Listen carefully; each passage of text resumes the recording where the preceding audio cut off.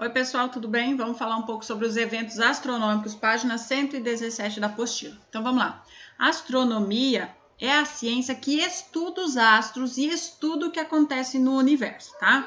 E os cientistas que estudam o que acontece no espaço com os astros, eles são chamados de astrônomos. Os homens que vão para o espaço, esses são os astronautas, não vão confundir, tá? Existem corpos celestes que podem ser vistos a olho nu. Nós já falamos disso nessa aula, como o Sol, as estrelas, a Lua, né? Alguns a gente pode ver a olho nu. Mas existem corpos celestes que podem ser observados apenas alguns instrumentos especiais, que nem o telescópio, enfim, a prof vai passar cada um deles. Vamos começar estudando alguns corpos que dão história pra gente. Por exemplo, os cometas. O que é um cometa? Então, vamos ler aqui. Os cometas são corpos celestes formados por materiais que se transformam em gases.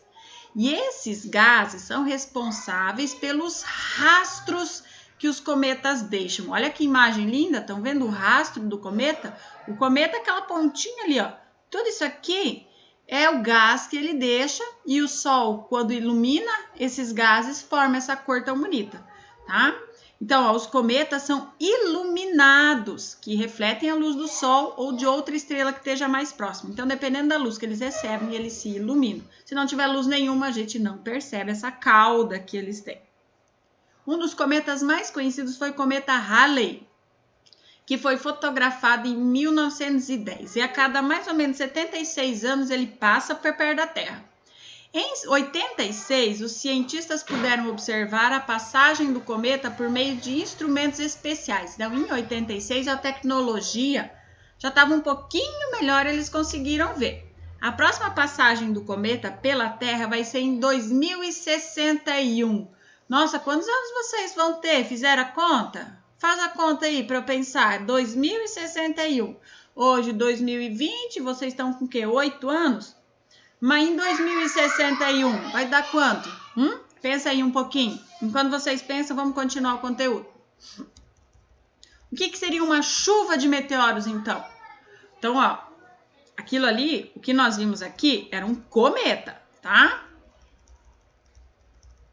O que é uma chuva de meteoros? Os meteoros são formados por rochas, são astros que ficam no espaço, que são rochas, tá? Pedaços de pedra.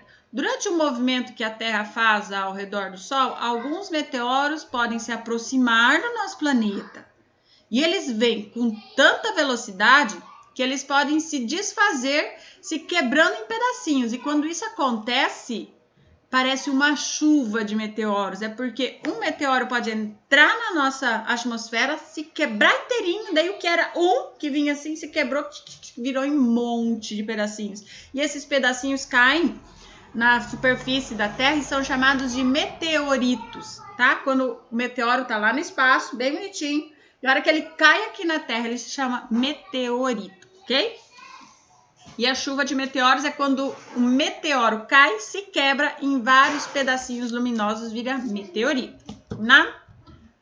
Agora, olha só, a lua azul. Você sabia que a lua azul, a segunda lua cheia de um mês, esse fenômeno é relativo e raro, ocorre a cada 2 ou 3 anos.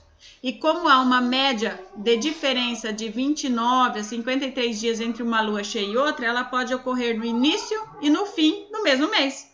Por exemplo, 29,53 não dá 30 dias. Então, a lua azul não tem uma coloração azul ou um brilho diferenciado, ela é só maior e mais bonita. Baita de uma lua. Ah? Então, vamos lá. Quais são os instrumentos usados para observação? Pessoal, então, desde sempre o ser humano teve interesse em saber o que acontece lá no céu, o que são esses pontinhos luminosos, por que a lua muda, o que é a lua, o que tem além daqui. Então, eles sempre tiveram muito interesse em saber o que é que está acontecendo lá no espaço. Vocês sabem o que está acontecendo lá no espaço? Será que tem algum ETzinho lá pensando na gente? Será que tem alguma estrela vindo na nossa direção? Será que está surgindo um planeta novo? E agora uma notícia, mas bem longe mesmo da gente. Astrônomos flagraram o nascimento de uma estrela a 1.400 anos-luz da Terra. O registro foi feito por um telescópio no deserto do Atacama, no Chile. A imagem mostra a grande explosão de gases que alcançam a velocidade de 1 milhão de quilômetros por hora e formam mais uma estrela na constelação de Vela. A equipe de astrônomos europeus, americanos e chilenos afirma que é a primeira vez que detalhes como esses são vistos. Então, os cientistas tiveram muito interesse nisso. E para que esse interesse fosse sanado, para que eles tirassem essas dúvidas todas, eles começaram a trabalhar na construção de instrumentos que fizessem com que eles olhassem isso de muito longe, certo? Então, olha só. Há milênios, os primeiros astronautas apareceram e fizeram descobertas muito interessantes. Ó, há 1000 anos, um período de 1000 anos, e aqui, ó, milênios. Há muitos 1000 anos atrás, né? Ao longo dos séculos foram desenvolvidos instrumentos diferentes, ó. Século é 100 anos, um século é 100 anos. Então, durante séculos, muitos séculos, né? Nas últimas décadas, quer dizer, uma década é 10 anos. E olha só, nas últimas décadas, então são várias décadas. Então, pensa só, são milênios, séculos, décadas. O tempo em que se estuda o universo é muito antigo. Então, faz muitos 1000 anos atrás que se estuda o universo, ok? Vamos ver quais são os instrumentos que surgiram com esses estudos. Olha só, página 119. É verdade que a astronomia lembra telescópio, nave espacial, satélite, mas muitos anos antes do surgimento de todas essas obras de tecnologia, o ser humano já observava o céu noturno e realizava grandes descobertas. Os gregos, por exemplo, estão sempre entre os que mais contribuíram para o desenvolvimento da astronomia. Há 2500 anos, eles já investigavam o céu com a ajuda de instrumentos simples, como o astrolábio. Vamos ver o que é um astrolábio, gente? Olha aqui a imagem do astrolábio. Esse é um astrolábio. O astrolábio era um instrumento usado pelos antigos navegadores e astrônomos para medir a altura das estrelas e dos planetas acima da linha do horizonte. O astrolábio fornece as medidas em graus, minutos e segundos. Com as informações obtidas, os marinheiros podiam determinar a localização dos astros no céu e dessa forma traçar rotas de viagem. Como, prof? Olha só, eles pegavam esse aparelhinho, o astrolábio, colocavam na linha do horizonte, sim, linha do horizonte, media, via onde que as estrelas estavam, comparavam com as estrelas e falava assim, eu tenho que ir para lá, ó, eu tenho que seguir aquela estrela lá, vamos virar o barco um pouquinho para cá e vamos para lá, ó, o astrolábio está mandando que tem que ir para lá. É um jeito de medir onde as estrelas estavam. Então, até a criação desse instrumento, eles já sabiam aonde cada estrela deveria estar lá no universo. E a partir daí, eles começaram a se localizar. Norte, sul, leste, oeste, ok? A distância de um lugar para o outro, quanto que eles tinham que ir para um lugar para o outro, só olhando para o espaço, tá? Não se sabe bem quando e nem por quem o astrolábio foi inventado, mas já era conhecido pelos antigos egípcios. Então a gente não sabe quem inventou, mas alguém muito inteligente, com certeza. O instrumento era utilizado tanto para localizar os corpos celestes, né, as estrelas, os astros, como para indicar a hora, tanto de dia quanto de noite, porque eles olhavam e conseguiam determinar aí qual era a hora do dia. Eles não tinham relógio, eles usavam o céu para saber qual era a estação do ano, para saber quando eles tinham que plantar, quando eles tinham que colher, quando que a maré ia subir, quando que a maré ia descer. Eles mediam tudo com o tempo e com o céu, certo? Então vamos descer aqui para ver. A luneta. Até 1609, todas as observações eram feitas a olho nu, quer dizer, eles pegavam o olhinho deles, arregalavam o olhinho e ficavam lá olhando para o céu para descobrir o que tinha. Mas depois disso, o Brasil já havia sido descoberto em 1500. Foi Galileu Galilei que tendo ouvido falar do instrumento capaz de aproximar as imagens, construiu a luneta. Foi o Galileu Galilei. E pela primeira vez o ser humano pôde ver o céu de mais perto. Foi com uma pequena luneta que Galileu pôde verificar que a superfície da Lua era irregular, quer dizer, ela não era lisinha, era cheia de buracos, e que Vênus tinha fases, da mesma forma que a Lua. Ele viu também os anéis de Saturno, descobriu 4 dos muitos satélites de Júpiter e percebeu que a Via Láctea era composta por um grande número de estrelas. Viu que legal? Um único instrumento e tantas descobertas. Show de bola, né? Vamos falar um pouquinho agora sobre o desenvolvimento dos outros instrumentos de observação.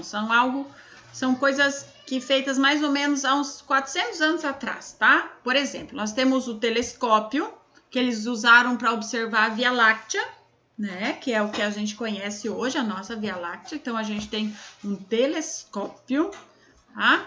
Mas a observação e o estudo dos astros apresentam uma grande dificuldade. Por que é difícil olhar para os astros e conhecer eles? Porque eles estão longe daqui, ó. É a distância entre todos esses astros e nós, entre o planeta Terra.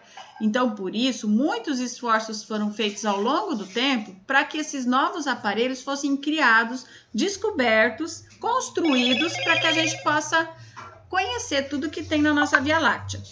Então, no século XX, aí entre 1900 e 2000, a exploração espacial teve um grande desenvolvimento por conta desses avanços tecnológicos. Eles viajaram ao espaço, né? Pisaram na Lua. Só que isso custa muito dinheiro, tá? E precisa de muito esforço e de muita ajuda. Tem que ser cientistas de todos os países, cada um com o seu conhecimento para fazer algo muito bem elaborado. Você imaginou mandar alguém para o espaço? Assim, né? É muito perigoso. Tem que ter muita consciência e certeza de que a pessoa pode ir para o espaço e voltar, né? E voltar bem, com saúde, tá? Então, o telescópio passou por muitos aperfeiçoamentos, permitindo aos cientistas conhecer mais detalhes sobre os astros. Em 1990, o telescópio Hubble foi lançado ao espaço. Esse é o Hubble. Tá? Esse é um telescópio que fica lá no espaço sideral, viajando e filmando e fazendo imagens, tá? Tirando fotos. Depois a prof vai mostrar um vídeo de um telescópio, uma câmera que tem lá no espaço, tá? Que fica online para qualquer um ver.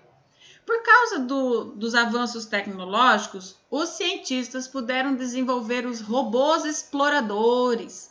Tá? E com esses instrumentos, diversos estudos sobre o planeta Marte eles conseguiram realizar. Combinado? Então, cada vez mais, conforme o tempo vai passando e as pessoas vão conhecendo mais das possibilidades que a ciência traz, mais instrumentos maravilhosos são construídos. Quem diz que vocês não podem ser astronautas, né?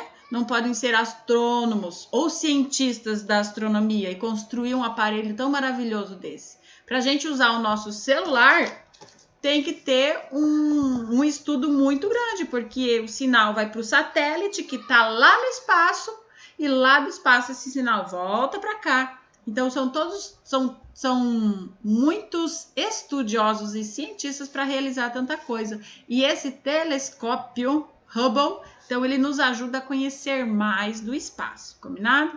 Vamos ver aqui, ó. O pôr do sol em Marte, registrado por um dos robôs enviados para estudar o planeta. Então, lá em Marte tem um robozinho que fica andando pelo planeta. Marte é um planeta rochoso e ele fica por lá fazendo imagens. Olha só, isso aqui é em Marte vendo o pôr do sol. Quer dizer, Marte, né, também tem uma rotação e ele vendo o sol se pôr. Também fica noite e dia em Marte, tá? Só para vocês saberem. Então, essa filmagem aqui foi feita por um robô. Não é bacana? Você sabia? Vamos ver o você sabia? A NASA... Isso é uma notícia, tá? A NASA pousou sua sonda em Marte na segunda-feira, que era um dia 26 de novembro de 2018. A missão transmitida ao vivo pela Agência Espacial Norte-Americana tem como objetivo estudar como os planetas rochosos, os 4 primeiros planetas, são formados. A aproximação foi concluída com sucesso por volta das 5 horas e 53 minutos da tarde. E a primeira imagem do planeta vermelho já foi enviada para a Terra. Lançado no dia 5 de maio, ó, ele saiu do dia 5 de maio, quando que ele pousou? Em 26 de novembro, olha quanto tempo que ele demorou para chegar lá. A sonda espacial tem como objetivo estudar o interior profundo em Marte. Segundo os cientistas, os dados devem ajudar a entender a formação do planeta rochoso, como que aquele planeta se formou. Né? A gente acha que é muito importante, eu também acho que isso é muito importante, saber como que esses planetas se formaram para que a gente possa estudar o futuro dos planetas e o nosso futuro também. Tá? Então, eu acho que é muito bacana esse tipo de pesquisa, esse tipo de estudo. Agora aqui, os exercícios que nós faremos, quem já conseguir fazer, por favor, se dedique aí, faça um pouquinho. O exercício 1, 2, que são os instrumentos, binóculos, luneta, telescópio e robô explorador, vocês vão identificar. Vão fazer o 3, o 4, tá? Aqui até a página 125. Combinado? Nossa aula para a tarde é essa. Beijo, até lá!